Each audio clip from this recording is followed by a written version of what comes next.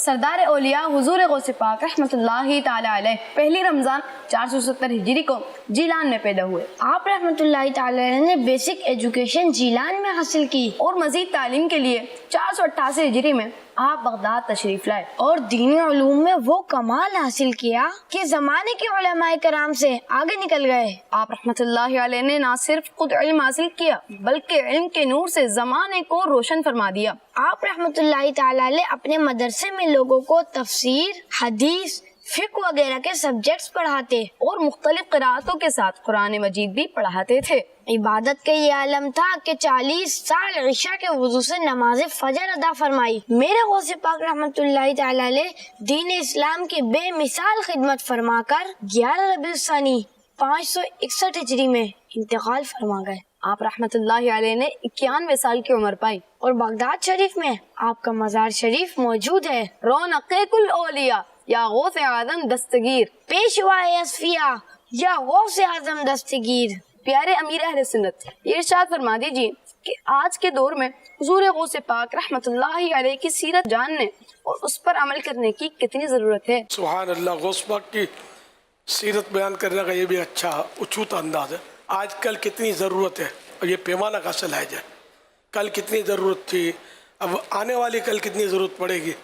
تو اولیاء کرام کی سیرت تو ہر وقت مطلب ہمیں عمل کی دعوت دیتی ہے، اور قرآن کریم نے تو پہلے اعلان کر دیا کونوا مع الصادقین، سچوں کے ساتھ ہو جاؤ۔ اب اولیاء کرام بھی سچے نہیں تو پھر سچا کون؟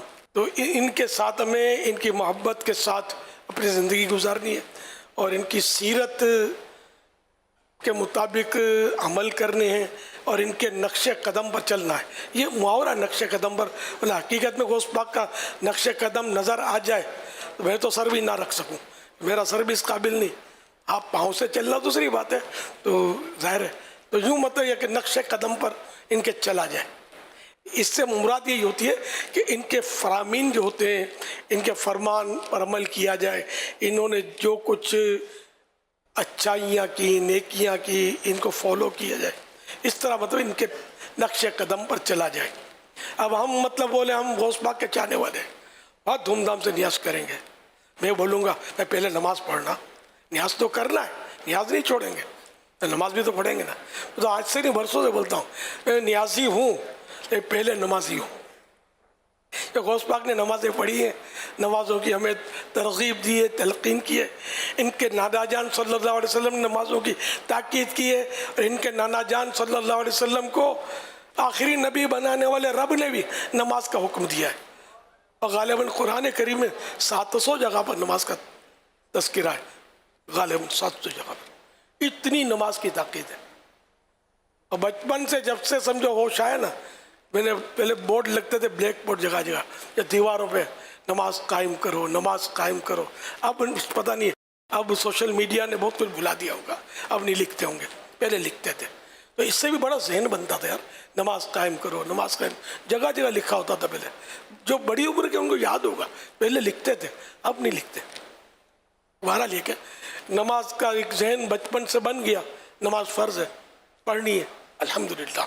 تو بہرحال یہ کہ یہ آپ کو سمجھانے کے لیے اس کیا کہ ہم نقش قدم پر بھی چلیں گے، ایصال ثواب بھی کریں گے، ان کی 11ویں بھی دھوم دھام سے منائیں گے، نیاز بھی کریں گے، اور جس دن نیاز کریں گے وہ ہمارے ذہن والا ہوا ہے کہ اس دن بھی نماز معاف نہیں ہے، اور نیاز سجی ہوئی ہے، مہمان کا جم گٹھا لگا ہوا ہے۔